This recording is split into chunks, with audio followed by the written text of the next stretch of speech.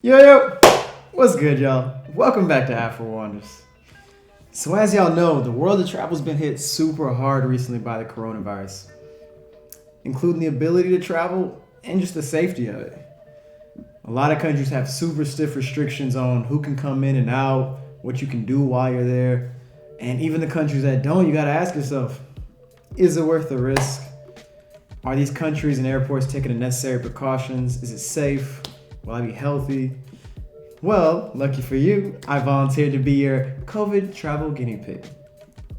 Nah, I'm playing with you. I just couldn't live without it, and I'm fortunate enough to live in a place where you can go to a couple different countries, live in the Netherlands. Throughout the EU, you can still hit some new countries, but those restrictions are ramping back up. A lot of countries are going back on lockdown, just closing their borders. So fortunately, before they did, I hit a couple different international trips, and I plan on going on a couple more. Crossing my fingers. But while I was there on my last couple trips, I peeped what's different in the world of travel now, what's the same. I mean, even hit on things like what it's like to solo travel, traveling as an American, because things have changed in that department. Also hit on the downsides of it and the upsides. Yes, I said upsides. Want to hear about it? All right, cool. With no further ado, let's get to it.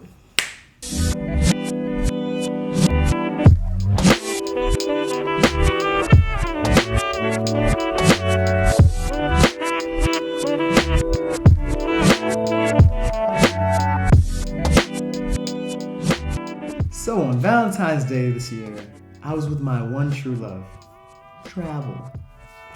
So I got to Schiphol Airport and in Amsterdam, going to New Delhi, India for a 9-day trip. And it was a mostly typical trip. You know, this is mid-February. Some people were wearing masks, which was new. Most weren't. All the staff were wearing masks though. And got to India, and you know, it was a mostly typical trip, like I said. Except when we got to India, there was a huge line for immigration, and mostly it was like medical declaration things. Everybody had to fill it out, and you know, that's when I kind of started to see a little shift. And coming back from India back to Amsterdam, things were pretty lax. And then going the next day, I went from Amsterdam to London for another trip, and in London is when things started to pick up a little bit. It was the first week of March, or it was leading up to March. And, you know, I started seeing in the newspapers, yes, they have newspapers, saw like, you know, 5 dead from coronavirus, you know, and all bold exclamation points, caps. I was like, 5 people, you know, this must be a fluke, it ain't nothing. And coming back from London to Amsterdam, you know, I had about a week of sweet bliss in the Netherlands before everything went to shit. Everything got locked down. You know, you can kind of see it coming. Every country was going on lockdown that was next to us. And, you know, watch my old coronavirus and Europe videos, kind of hit on what it was like at that time, back in March, April. But of course, nobody at that time knew that coronavirus was going to be the end of 2020.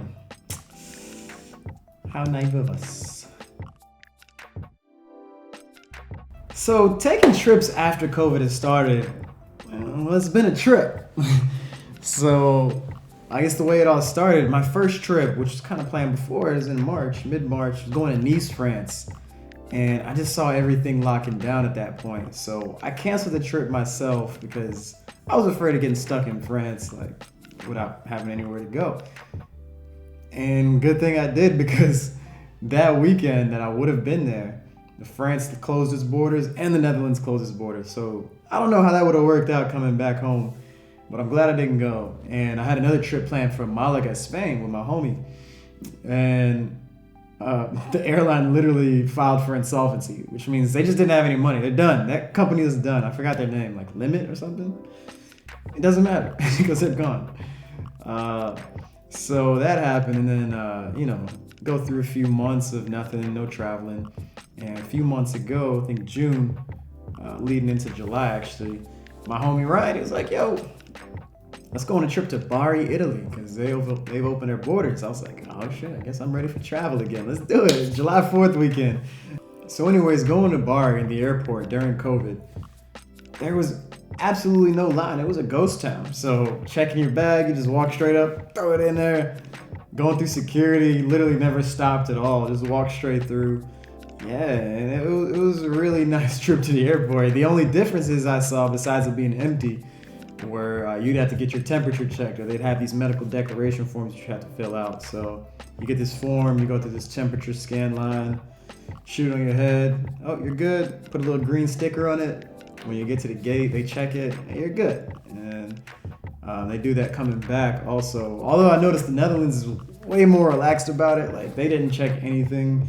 They make you fill out the medical declaration, but when you get to Amsterdam airport, nobody even checks it. Like, nobody collects it from you, so it's kind of pointless. You know, it is what it is. They're pretty chill here in the Netherlands, but that's kind of the biggest changes I've seen in airports. You have to wear a mask most of the time also. Like, you get in any lines or you sit in waiting rooms, you have to wear masks, but even that's been relaxed a little more lately. So that's been the biggest differences in airports lately. So solo traveling during COVID was a super interesting experience, especially as my first COVID trip, because I just didn't know what was okay. I didn't know how people would feel about me as a traveler coming from another country. I didn't know how to feel about people. It was just all weird, you know. It was a lot of gray area.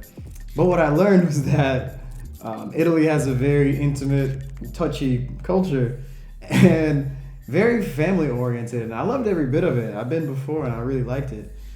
I also knew that COVID wasn't over, so I didn't really want in on that action. But I went on a boat tour with some people, just a random boat tour by myself, but other people were on it, of course. And there was a group of probably 12 people on the boat, and it was spaced out, definitely. But, we talked to people the whole time, and there was a group of like 4 Italian dudes, a little younger than me probably. And I couldn't help myself. Like, they were so cool. Like, they poured me champagne. Like, they obviously didn't care and put their arm around my shoulder. I wasn't going to be like, hey, back up. No, I was cool. I was like, all right, maybe I got COVID. All right, cool. As the trip went on, it dawned on me that while I love solo traveling, and it can be lonely at times, COVID obviously made it a lot harder because, you're just such a big part of solo travel for me is meeting new people, getting close to new people, and everybody's just a little more on edge during these times. So it's a little harder to do that, So, solo travel during COVID, that's pretty much what it is.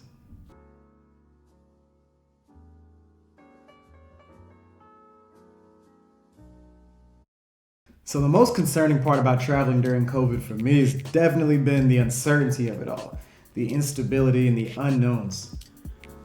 So, for instance, every country is making new decisions every couple of weeks on who can or can't come in, who can or can't leave, and what you can do once you do come in. Different restrictions. You have to wear masks. You have to quarantine. And there was no different in Croatia when we were traveling there. About halfway through our trip, it was a 9-day trip. About halfway through, I woke up to my homie Annie. She was like, showing me an article on her phone. Zach, look, the Dutch government just put an article out. It was the Dutch government saying that Croatia is now on the orange list, which means it's considered a high-risk country for coronavirus. And anybody that comes back, even worse, has a 2-week quarantine, or it's highly suggested. So this is halfway through the trip. We're like, man, we still got like 4 or 5 days left. Who knows what's going to happen from now till then? What decisions are going to be made? Where the numbers are going to go? So, we definitely were a little more on edge about that. We were like, man, maybe we might have to drive back from Croatia. Who knows? So that's a little bit of a bummer, but it also just makes it a little exciting. Cause we can't plan for some things. You just gotta go for it and see what happens. Or you can just stay at home. That ain't gonna be me though. So traveling during COVID as an American is definitely the most major surprise for me during my wanders through our virus-infested world. So I'm used to, my accent being a talking point. Being from America, I'm used to people saying, oh, you're from America, whether that's a good or bad thing. And this time around, I traveled with 2 friends, one American guy, my Indian friend Annie, and per usual, people will hear our accents and be like, "Oh, where are you from?" And tell them we usually just say America because two of us are from there. And yeah, man, the responses we got this time around is not the same as usual. Usually we got the most common one was, "Oh." We'd be like, "Yeah, I'm from America." They say, "Oh." And you could just see it in their faces what they're thinking. They're really just like, "What are you doing here? Shouldn't you be locked in your borders?" And some people, if you don't clarify quick enough, most people do ask like, "So they're letting you guys travel?" We got so tired of clarifying it, honestly, just telling them, "So, from America, but we live in the Netherlands, so we're able to travel from Netherlands to here." And they're like, "Oh, okay, that makes sense. Okay. And it's not only about COVID. I mean, even with everything that's been on the TV about America right now, about police brutality, about racial injustice, and the world is watching right now. So, even me being the only black person they saw all day or for weeks probably, they see me and they're like, one person in particular was just like, "Oh, it's horrible what they're doing to black people in America. We stand with you. America must go down." I was like, "God damn, that's what it's like out here." So, I'll save that for my Afro review of Croatia. But yeah, it's interesting times to travel as an American and see how people look at the country that I was raised in. Okay, so there are a few silver linings during these times. Okay, so there are a few silver linings for traveling during COVID right now. I think as most of you know, it's a little cheaper to travel right now. Flights are usually cheaper because people just need some tourism to come in. And less flights going, so they just trying to attract more people. So these things are a little cheaper. Accommodations can be a little cheaper because there's less demand. And the other one is less tourism. That's my favorite. I don't like too many people. I don't like crowds. So having less tourism, less crowds, less people in areas. I mean, that definitely makes the trips for me. Because we definitely went to a few places that are considered tourist traps, in Croatia especially, and it was still like a lot of people. Like something like Krka National Falls Park, it's an incredible place, beautiful. And the fact that we weren't shoulder to shoulder with people, I mean, that's an amazing thing. There are times where you can actually get some isolation in a place like that, and that's a special thing. And as I mentioned before, in airports, a lot of them were ghost towns. I mean, going into Croatia, it's pretty empty. Coming in and out of Italy, is bare naked. And coming back from Croatia, I'd say the Dubrovnik airport, it was pretty crowded. But for it to be in July on a Sunday in such a popular place where a lot of Game of Thrones was shot, it's a cakewalk. Like it's easy for that kind of day. So that's been great for sure. Airplanes have been usually pretty empty. Like I think coming back from Croatia, I was able to switch my seat because there was somebody like a seat away from me. There's a seat between that was empty, guy next to me. I was able to leave my seat, go find a random seat, and literally just lay down, like all three seats, and just take a nap, because it was like that. Like this is that empty, and most airplanes try to do a good job of not filling the capacity. And I haven't been on a plane yet where somebody right next to me, but I know people who have. So it just depends on the airline and the demand. And on top of that, most establishments have restricted capacities wherever you travel now. So I like that because there's usually more room on the inside. Like I said, I don't like crowds. But the important thing to remember is that you should be making reservations ahead of time for these places because, yeah, I mean, there's a few times that definitely got to a place and they're like, "Did you make a reservation?" "Oh, we're at full capacity." Not so much at restaurants, it didn't happen, but it could easily. One time in Italy, in Bari, I was hiking through Alta Murgia National Park. Not sure if I said that right. And I hiked to the top of this beautiful castle. It's like a octagonal fort. And it was so cool.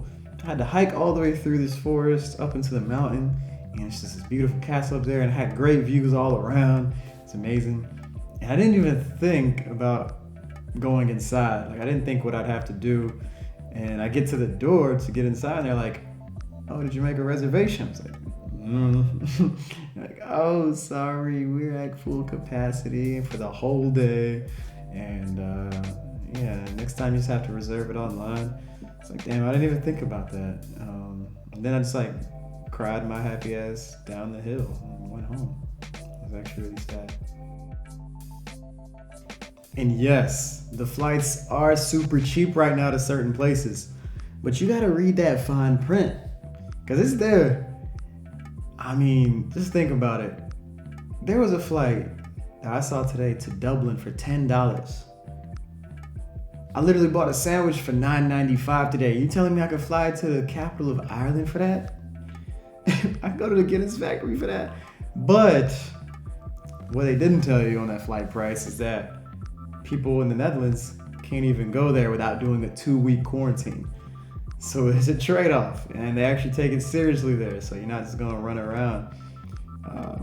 In Ireland, for instance, you're allowed to go outside once a day for exercise. So no Guinness factory for you.